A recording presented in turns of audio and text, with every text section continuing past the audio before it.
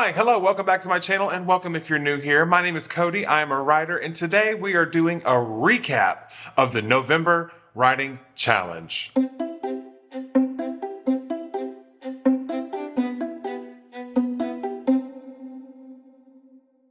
That's right, folks. We have officially survived our first November Writing Challenge, and I'm here to tell you how it went. Today is currently December 1st, so it is the first day after all of the fun shenanigans we had on Friday on the live stream, where I did, in fact, finish the first draft of Project Terms and Conditions. Now let's talk about it. I even got me some fun little coffee in my mug that says, "I kill people in books, relax." And don't let the mug fool you. It is actually iced coffee, so it's cold. Delicious.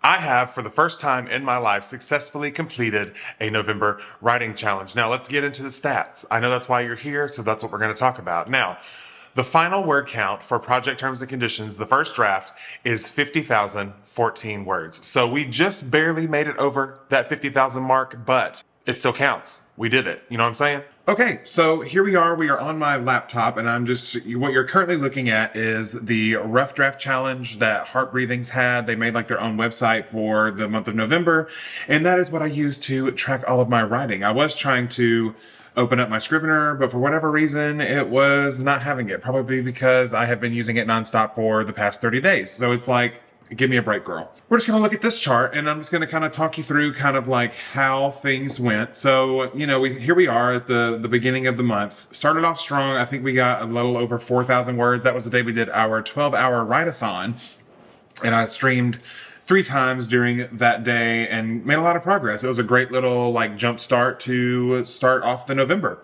And then, we just kept trucking along. We had some, a pretty good day here between 2 and 3. And if you notice, we were already at 10K by day 4. So life was crazy. I was feeling very motivated, as we all do at the beginning of any challenge. We're, at the start of it, we're gung-ho, we're excited, we're going to do this amazing thing. So yeah, I was definitely riding that wave for quite some time. So it took me 4 days to hit the 10K, but if you notice, it took me all the way until around the 11th to hit the 20K. So there was definitely more days in between. I definitely slowed down my pace just a little bit. But nothing crazy. As we kept going, we got really close to that line. But then on the 15th, me and Natalie hosted a 5K Friday. And so there was major progress there of like at least 5,000 words. So that's why you see that major jump up there.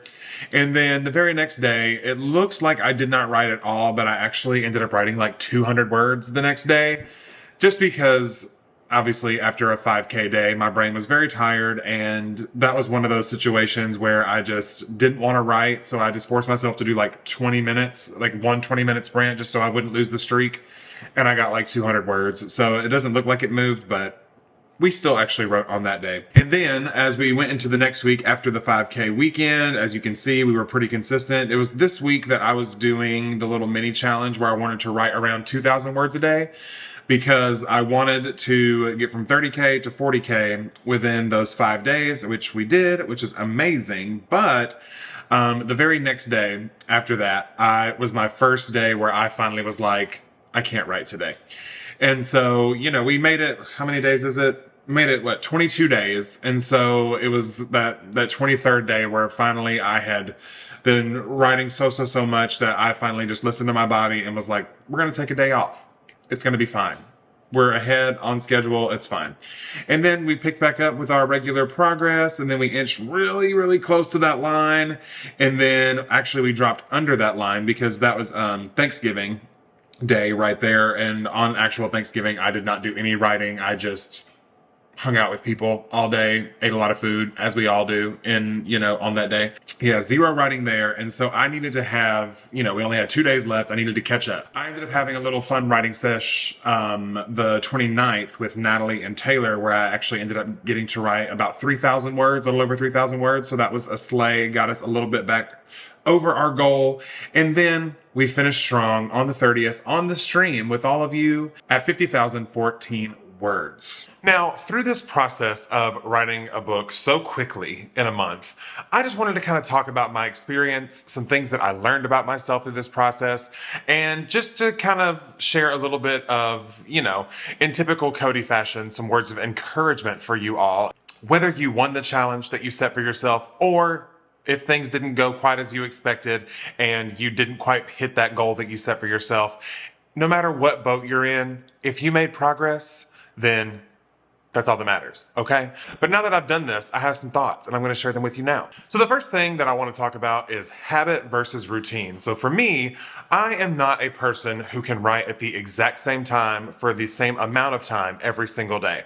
I have a day job, I have family, I have, animals, I have social events, different variables that could go any which way on any kind of day. You know what I'm saying? But yeah, you just never know how things are going to go because we are all people with lives outside of our writing, and you never know what is really going to try to, weasel its way into your schedule, because it seems like every time that you find yourself with a free moment, something always pops up. But overall, a big goal of mine this month was just consistency. I knew I could not write at the same time every single day, but I knew that I wanted to at least try to write every day at some point in my day, whether it be early in the morning before I started work, or on my lunch break while I was at work, or maybe, in the evening time, whenever I had like a free evening at the house to myself where I didn't have anything planned.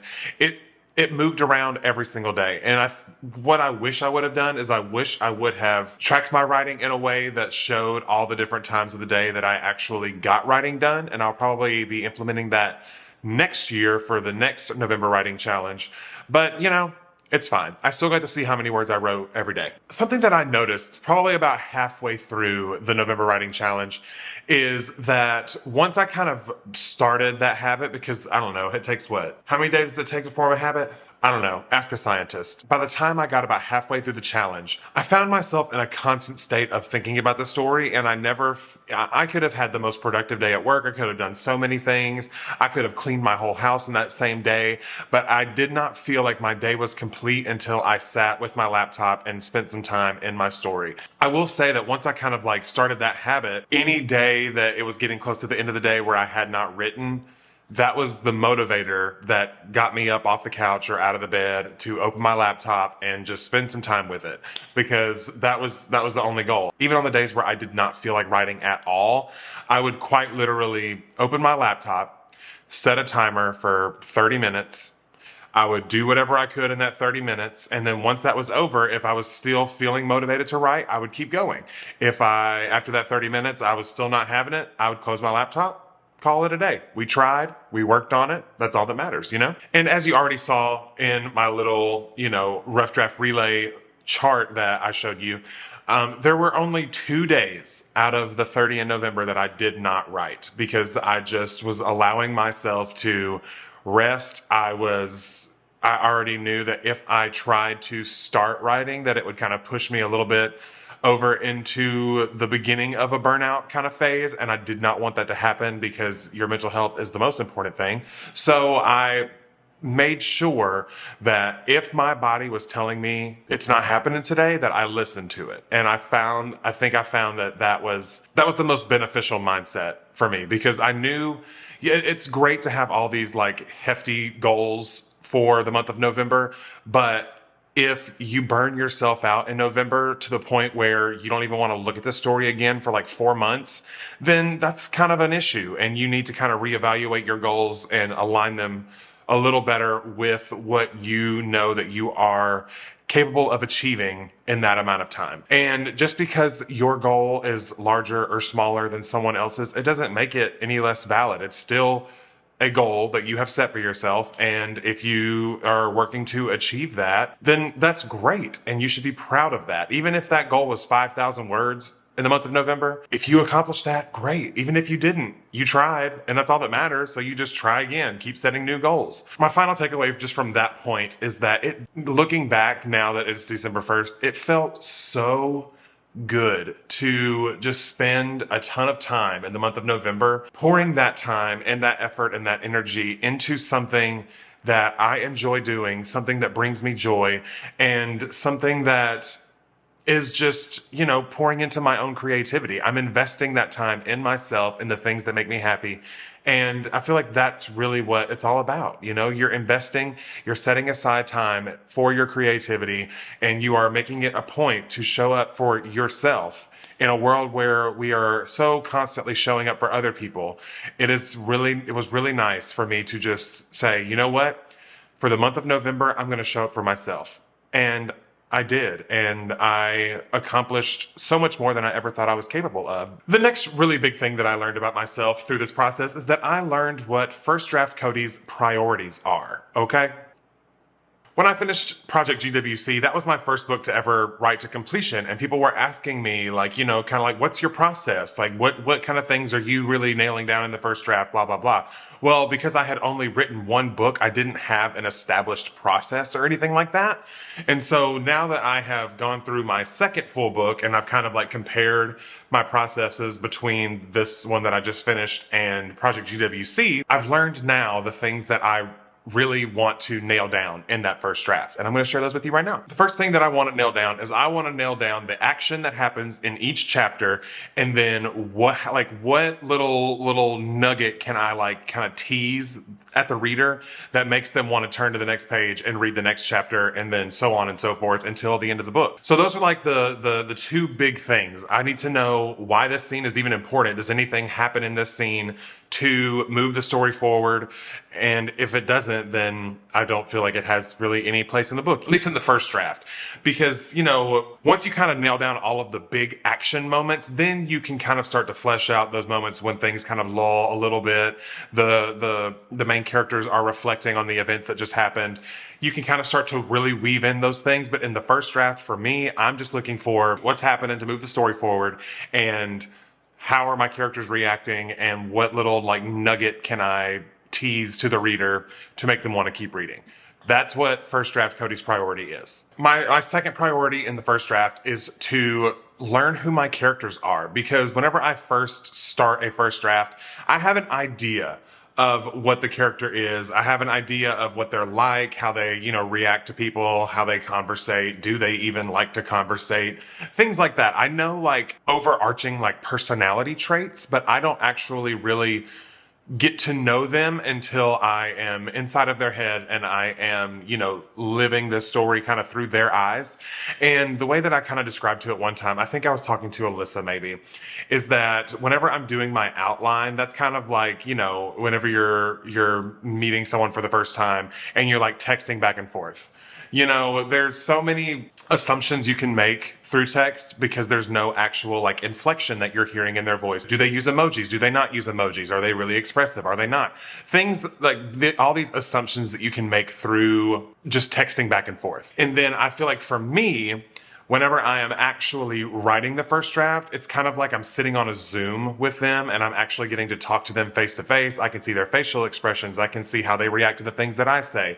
I can see, how they carry themselves. Do they, sit up straight in their chair? Or do they slouch in their chair? And I can make more judgments on who they really are after I have had that face-to-face conversation. And so that's kind of the difference for me, is the outlining phase is texting. And then the first draft is me actually sitting on a FaceTime or sitting at a coffee shop with them and actually talking to them and hearing their voice and applying it to all these things that I already know about them. Does that make sense? The third thing that I have learned about myself is that tier goals are excellent for me, because if you set multiple goals, multiple options, multiple tiers, then it kind of takes some of the pressure off. Because for me, I would have been completely fine with hitting 30,000. 30,000 was my good goal. And if I hit that, I could have walked away from November feeling very proud of myself, very proud of the progress I've made. Because 30,000 was a challenge for me, because I don't think I had ever actually written 30,000 in 1 month prior to this November.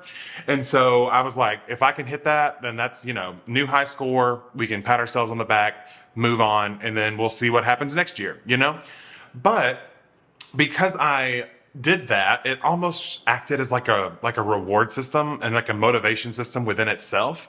Because once I, reached that 30K and I hit it, and it was only November 18th, I was like, oh my gosh, I have written so fast and I have gotten so much done. And I still have 12 days of this month left. I might as well just see how much further I can push this thing. And so that was like a sort of like innate motivation. And it took a lot of the pressure off because once I hit 30K, I had already won. There was no risk of me losing the challenge because the initial goal was 30K and I had already hit that. So the stretch from the 30K to the 50K, I was like, we're just going to have fun. We're going to see how far we can get. If we can finish the story, great. If we can't, we'll finish it another time. It's no big deal because we've already won. And I think that having that tier system worked really well for me because it turned everything into a game. And I, referred to my, daily word count as a high score multiple times throughout the month because I feel like it's not that serious, like it's a fun time for all of us writers to get together, to push ourselves, to see what we can achieve in just 30 short days.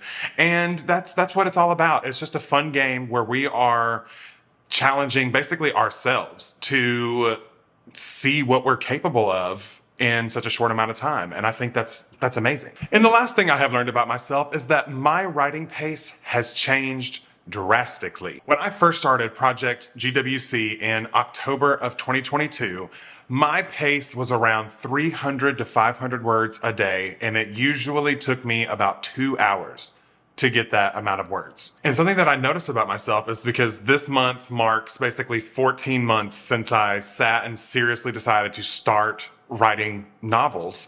And in that 14 months, now, as you saw, I was having like 5K days. We did a 5K Friday where I broke 5,000 words in a single day.